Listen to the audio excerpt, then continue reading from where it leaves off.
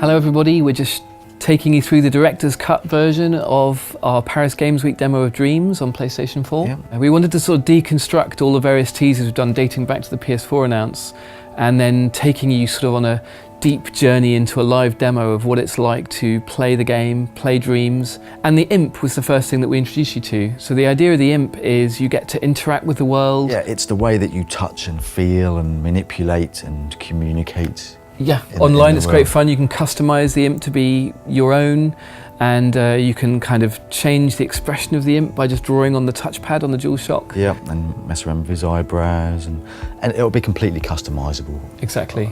So you can make it your unique mascot, if you like. And the thing about Dreams that we showed in this demo is that there's many kinds of gameplay. So different dreams have different rules. So the author of a dream gets to set, or the dreamer of a dream. The dreamer of a dream gets to say what the rules are. And in this opening sequence, it's a very tactile feeling thing. You get to basically move things around using the imp. Yeah. And what we're sneakily doing is introducing you to that's how you create things as well, isn't it? I mean, yeah, exactly. It's a cursor. It's a glorified cursor. It's a very posh, fluffy, squishy cursor. In this level, the rules are wide open, and there's this little character here called Frances. We can possess her, and Mark can then directly control her, both using the left stick to make her walk around, but also just by moving and emoting and... Exactly, so you can be much more kind of expressive, and you know, you can kind of sneak and sort of peek around corners, and you can really kind of perform. And then of course the other side of this level is that it's not very large to begin with, and so what the dreamer of this dream has done is that they've created collectible items, in particular a woodshed and a tree, that allow you to extend the level. And the tree was sort of a cosmetic item, but I think the exciting thing about the woodshed is that it's not just an ornament to make this place look better. It's actually, you place it down and then discover that you can actually go inside it to another place. Yes.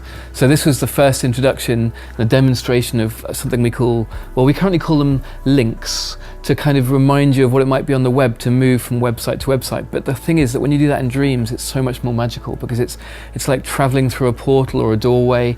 And I love the idea that people explore Dreams by looking out for things like windows, doors, wells, clearings in forests, you know, all sorts of different ways that you might travel from one dream to another dream. Yeah, exactly. And just like in real dreaming, you know. And that level link can be randomized, so you can say, take me to any level or dream, tag jungle, made by my friends or made by my friends of friends. So you can choose how selective or randomized the link is. Yeah, exactly.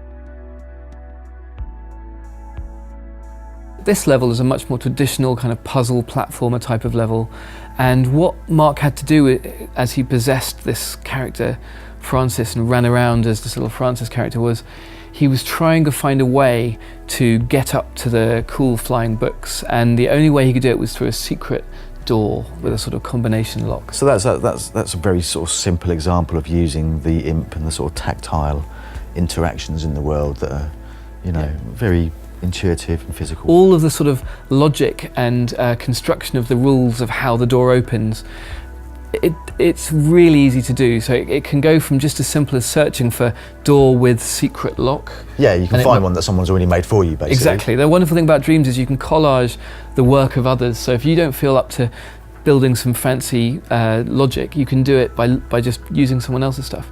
Or you can use our electronic system, which is very easy to get into. Yeah, it's very similar to what we did in Little Big Planet. Yeah. Obviously, we've made it better where we could think of improvements and things, but it's coming from the same kind of place. So the idea with Dreams is that we both go easier to use if you just want to use someone else's things, and also deeper. So it's kind of like tackling both sides. Anyway, so you go through the door that you found, and you find yourself in this gigantic kind of auditorium-y, strange place, too big to climb up yourself. But luckily there's a giant just hanging out, having a snooze. And this is to sort of sow the seed in people's minds, hopefully, that, you know, the range of kind of characters that you can create in this is is infinite, essentially. Exactly. So many games have customization of characters, but we actually have creation of characters. You can build characters from scratch, or you can customize others that you find, whether it's part of the gameplay experience or part of the creative experience.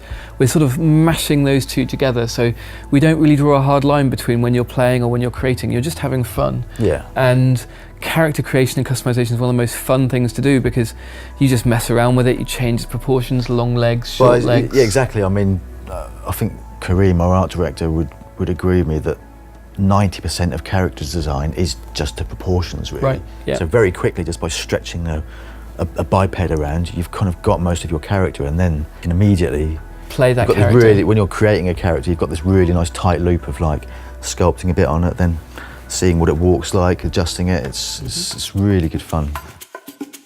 And actually that leads us into the sort of climax of our Paris demo, was going into that depth of playing and creating even more so when you go online, because when people join you in your level, you don't all have to be doing a platform mechanic. In this case, Cake World, the rules are that people who join after the first player get to, you know, assemble fruit bowls. And yeah, I mean, this is a dream where somebody's kind of pretty much opened up all of the rules, if you like. It's like a sandbox level. Yeah, it's like a sandbox. They're literally, these people are constructing a level whilst there's someone in there actually testing it. One of the things I think we didn't celebrate enough about Little Big Planet was a lot of people just played around and messed around in this create mode as if it were a sandbox, and it wasn't about publishing a particular dream or a particular level in Little Big Planet. And it's the same, even more so in dreams, of like, if you just want to muck around with your friends and, you know, they can build a cake highway, or in this case a breadboard of doom and carve faces into it, that's fun in itself. That's part of the joy of dreams. It is